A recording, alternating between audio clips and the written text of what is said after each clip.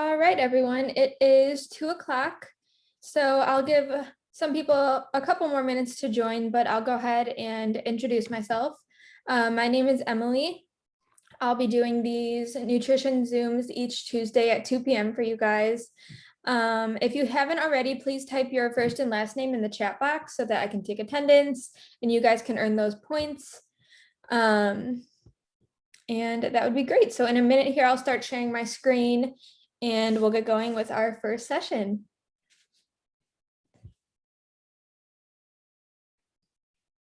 If you have any trouble hearing me, seeing the screen, anything, just let me know. Feel free to have your video on or off. You can have your mic on or off as long as you're able to hear me and see what I'm presenting. Perfectly fine.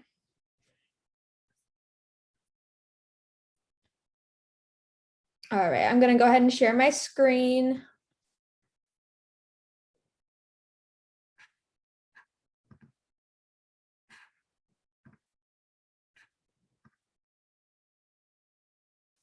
Just a second here.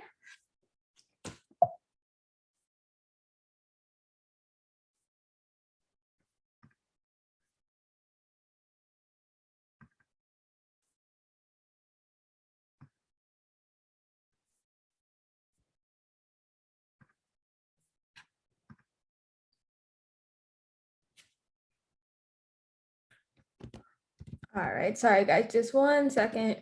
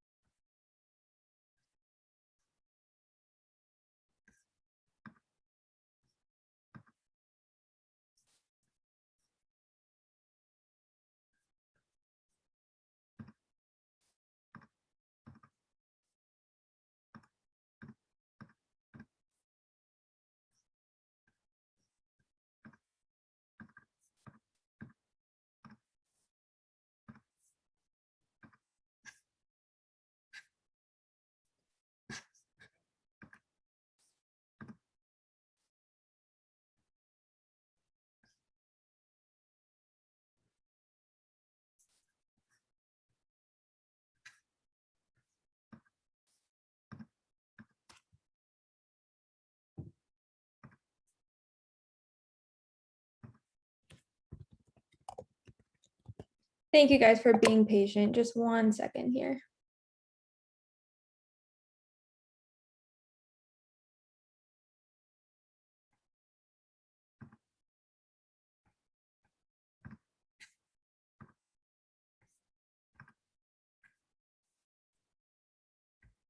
All right, can everybody see my screen okay?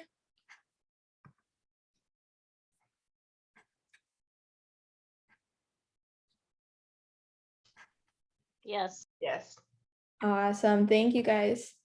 All right, so if you are new joining, my name is Emily. I'll be doing these nutrition meetings with you guys each Tuesday. This week, we're going to be doing just kind of like an introduction to food, nutrition, why it's important, why we're kind of here discussing this each week, just very basic 101 nutrition. So each week I'll talk for about 15-20 minutes. They will all be recorded, each Zoom session, and then at the end, they'll be put on the Spire Wellness YouTube page. So if you happen to miss it and you want to rewatch that lesson or go back and get any of that information, it will be on our YouTube. So we can go ahead and get started. So initially, why is food so important? Pretty much, why are we here? Why are we discussing this stuff? The three main things I always think of when I think of, why am I putting this food in my body? What is it going to do for me? What is it going to not do for me? There's three main things. The first one being growth, development, and aging. So at every single stage of life, whether you're an infant, childhood, adulthood, elderly, food is directly affecting how we feel, right? So if you're putting good foods, good quality nutrition, high fiber, fruits, vegetables, it's going to directly affect how we feel, how we act, our hormones, the types of diseases that we are at risk for. So the second thing is going to be, like I just said, diseases that we're at risk for. People with fairly healthy eating patterns typically live longer. They're at lower risk for many serious diseases.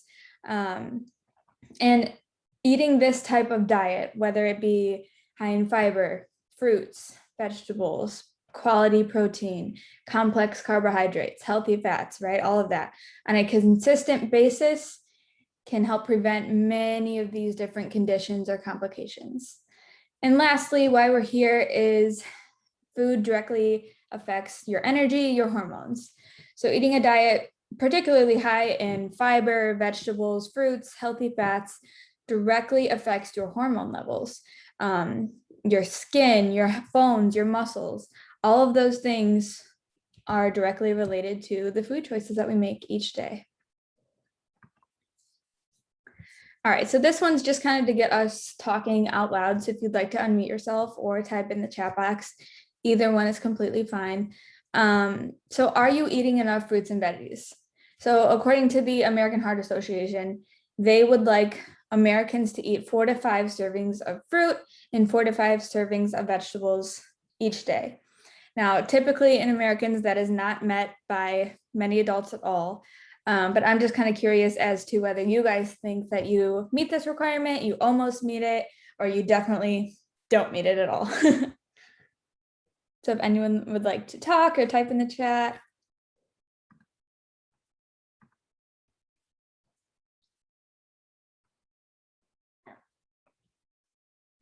Fruits too high in sugar for you? Okay.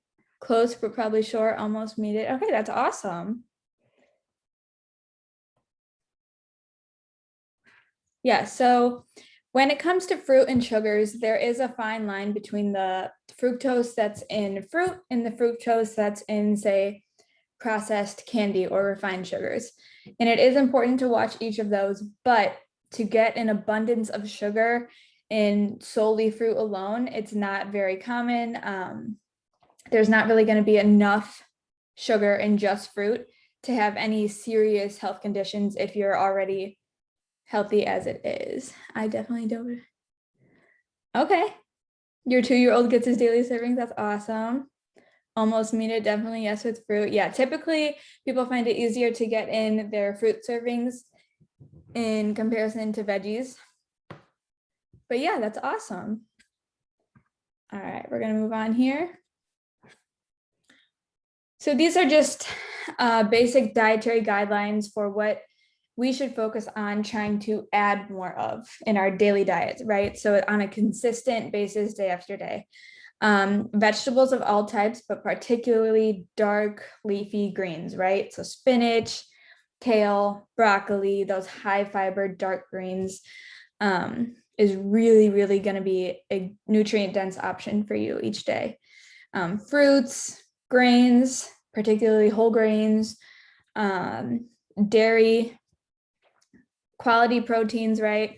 So whether it be chicken, turkey, eggs, seafood, beans, there are plenty of options that can meet all of your essential amino acids in your proteins. And then oils, typically you want to stick to either extra virgin olive oil, avocado oil, coconut oil, especially in comparison to those baking oils that we see in a lot of those processed, highly saturated foods, right?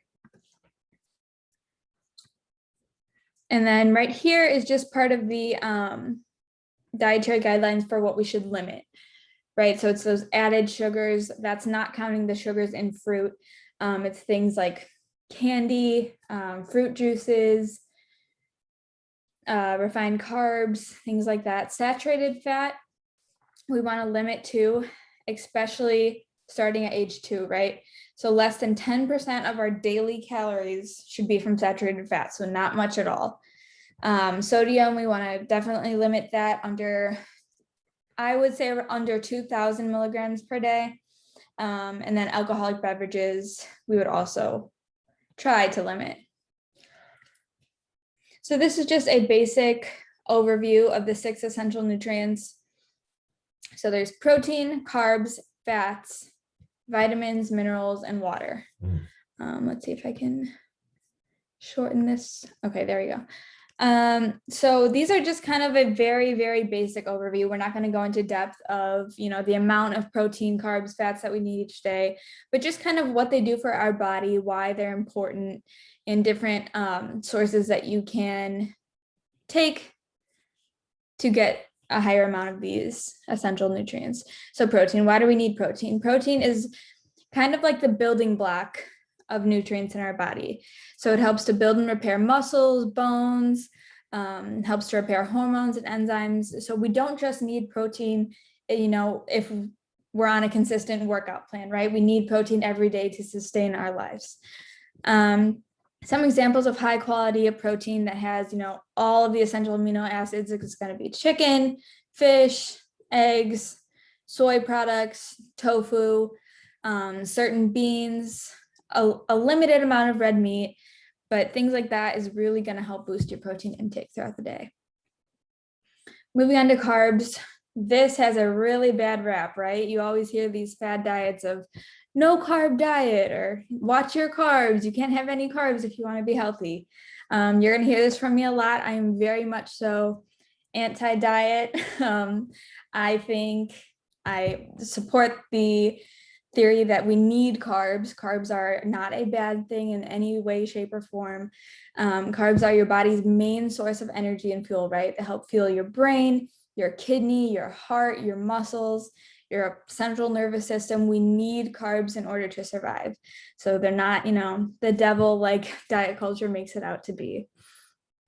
When it comes to carbs, people typically think of, white bread, fatty pastas, fried foods, things like that. And yes, those are carbs, but the carbs that our body is going to really thrive off of is going to be, whole grain bread, whole wheat pastas, rice, quinoa, beans, fruits and vegetables. Those are even carbs. So things like that, your body is really going to thrive off of and your body needs in order to sustain its energy throughout the day. So moving on to fats, why do we need fats? So fats give our body energy second behind carbs, and they also help support cell function, right? They're going to support your hair, your skin, your nails, your hormones, your energy. So we need fat in our diet. We can't just avoid it. So people typically think of fats, if I eat fats, I'm going to gain fat, right? That is not the case at all. When you're eating healthy fats, that does not correlate to the amount of fat in your body.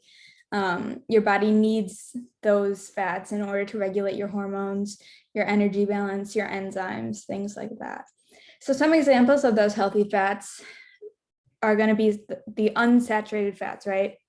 So it's going to be nuts, seeds, those extra virgin olive oils.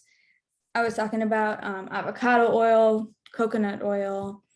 Avocado in general is a really, really good healthy fat. Fatty fish like salmon. Certain cheeses, you want to watch out for the ultra processed cheese, but cheese and butter could be a really good source of fat. Some high fat dairy products could also be super beneficial. So things like that, just keeping an eye out on those quality fats that you want to put into your body. And then moving on to the vitamins and minerals. We just need vitamins and minerals basically to support our nervous system, right? Our muscles, our heart, our bones, our brain. They're not going to give us energy vitamins and minerals, but they are essential to our bodies every single day. So these are mainly going to come from fruits, vegetables, nuts, seeds, and some people even need supplements, right? So pills. A lot of people need a vitamin B12, a vitamin D pill to supplement into their diet each day. And that's just going to help regulate your hormones, help your blood flow properly, and help keep your muscles and heart very healthy. And then lastly, water. Again, it's not going to provide you with energy, but it's going to help to kind of flush out waste products, dissolve minerals and nutrients so that your body is able to use them more efficiently. And people don't typically think about this, but when it comes to water intake, there's a ton of water in your fruits and vegetables, right? So that counts as your total water intake throughout the day. Typically, the guidelines for water go to about 15.5 cups of fluids a day for men and 11.5 cups of fluids a day for women. That is going to differ depending on how much you're working out, your sedentary levels, things like that, height, weight, age. But that's just kind of the rough guidelines for that. All right, so I know I'm talking kind of quick, trying to go through this so we have time for questions or talking at the end. But just the key takeaways from today's session is to enjoy a variety of nutrient-dense foods, right? Like I said, I'm a big advocate for anti-diet. There is no right way of eating, right? There's no certain food that's going to make you magically healthy. There's no certain food that's going to make you magically unhealthy. It's not a one-way street. Every single body needs different types of foods, different types of beverages in order to thrive differently. One of my favorite quotes is, you could eat the exact same amount of food, you can work out the exact same plan as someone else, and you're not going to look the same, right? It's different for every single age, race, ethnicity, current health status, genetics. They're all going to be different. So it's about finding what works for you and focusing on that, being consistent day by day. Next is kind of focus on meeting essential nutrient needs with an appropriate calorie range for you, right? So say you need 2,000 calories a day, the person next to you might be the exact same size as you, have the exact same workout plan, they might need 3,000 calories per day, right? It's going to differ depending on your body, how you metabolize food. So I did leave this little link here. It's called My Plate Plan. You could look up, on Google My Plate, and you can personalize. They have different categories. You can put in your weight, your height, your age, your activity level, and it's going to kind of develop this calorie plan for you based on those different things and what your calories should be around each day, right? Your calories are not going to be the same day after day, but it's just a kind of rough guideline so that you can see what your body needs. So we talked about adding more vegetables, fiber, fruits, whole grains, quality fat dairy, protein-rich foods, and high-quality oils. And then we also talked about limiting added sugars, not being in fruits, but added sugars, saturated and trans fat, sodium, and alcohol. And then lastly, this is also one of my favorite quotes, better bad choices. So when it comes to this quote, I like to think about, people always talk about cheat days, right? I cannot stand that term. I think every day you should be allowed to enjoy any type of food you want in moderation. And so when it comes to better bad choices, right? If you have, say, a whole pizza, instead of thinking, I'm just going to eat this whole pizza, that's all I'm going to have, this is going to be my dinner. Maybe have 1 or 2 slices of pizza and pair it with a vegetable, a side salad, or some broccoli, or a tall glass of water instead of a beer, right? So you're still enjoying the foods that you love, but you're adding an element of health to better your body in the long run. So that's just kind of my way of thinking about how we go about having a healthy relationship with food. There is no one-way street. There is no perfect way of eating, right? Everybody is different. Everybody needs different foods, different energy needs.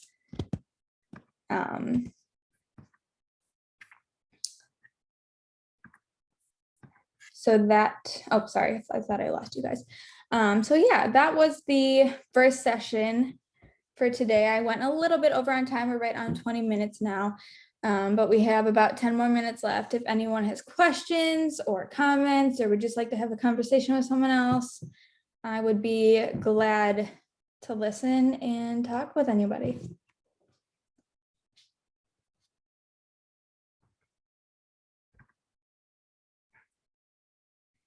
What about the gluten in whole grains? Okay, so gluten is not necessarily bad, right? Obviously, we need to limit gluten if we have celiac disease, meaning if we are allergic to gluten.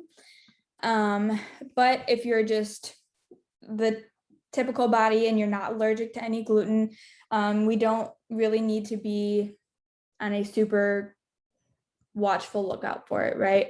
So if we're just going about our day eating the normal way that we do, gluten in whole grains is not going to be much of an issue if we don't have any initial problems with it already.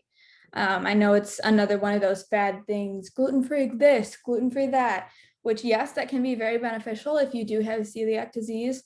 But if not, again, it's not going to harm you in any way like that. Is raw peanut good for health, and how much per week can be consumed?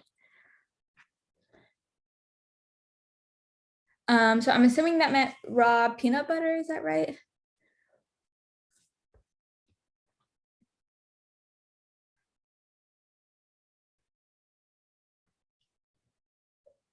Okay, so meaning that that was raw peanut butter, yes, that is extremely good for your health. So raw just means when it comes to nut butters that it's just one ingredient, right? So it's just peanuts, or raw almond butter, it's just almonds.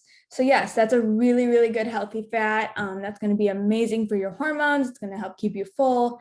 When it comes to how much per week can be consumed, that's going to differ on an individual basis, right? So it's not gonna be the same, you can only have half a cup of peanut butter per week for this individual. It's gonna differ for each person, but it's just about being consistent day after day, staying under your fat limit for the day. So typically you wanna have 10 to 35% of your daily calories coming from fat, right?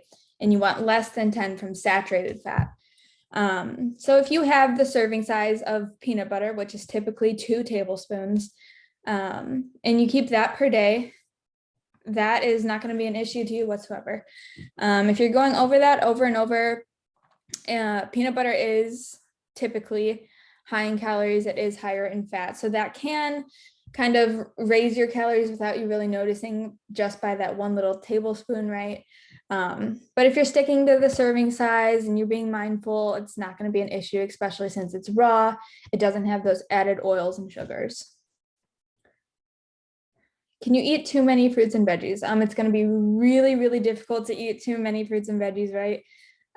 Like I was saying, fruits and vegetables have a lot of water in them. So when you're eating tons of fruit, tons of veggies, you're going to get full super, super quick, right? So if you're eating, 2 cups of strawberries, that's going to be a big, big handful of strawberries. And that's only going to give you about 100 calories, right? If you're eating 100 calories of pizza, it's going to be about this big, right? So it's hard to overeat on fruit. That's going to take up a lot of room in your stomach. You're going to get full super easily compared to overeating on something like pizza or fries or burgers, if that makes sense. But yeah, those are really, really good questions. Does anyone else have any questions or comments that they would like to discuss?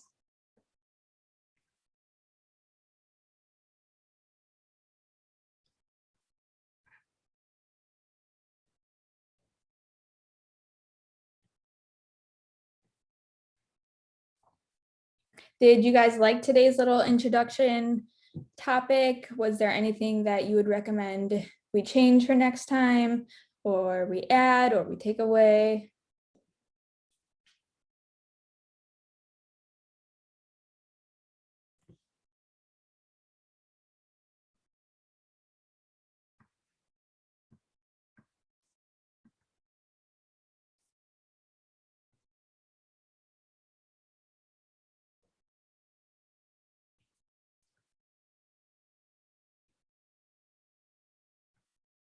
Oh, thank you. Okay, I appreciate that. That's very someone said, will you be providing this week's action item? So there will be an email coming out through the, let's see, through the wellness team sent to each of you guys with a link. That's going to be their way of tracking your action items. I don't know exactly what the action items are yet. The wellness team is putting that together. So be on the lookout for that email from the wellness team. Each week they're going to send that out to you. You're going to have a different kind of action item. So this week it might be, add one fruit and add one vegetable into your diet each day this week. And you'll have a different way of tracking that, submitting that, and then we'll keep those points. And that's going to be different each week depending on the topic, right?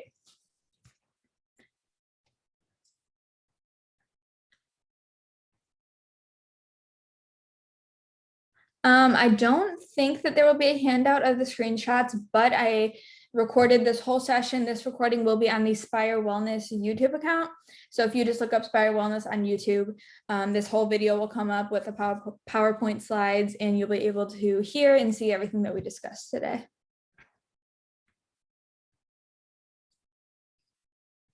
Will there be a topic on lower sodium and lower sugar items? I don't know about a topic like that specifically, but there will be a topic on how these foods affect our bodies, affect our way of living each day, right? So high sodium diets, high sugar diets, why those need to be limited and kind of avoided each day in order to better our health. So that will definitely be discussed. Will these also be available on Duke's Learning Center? I'm not sure about that. I can ask my supervisor about that, but I will have the YouTube link available for you guys.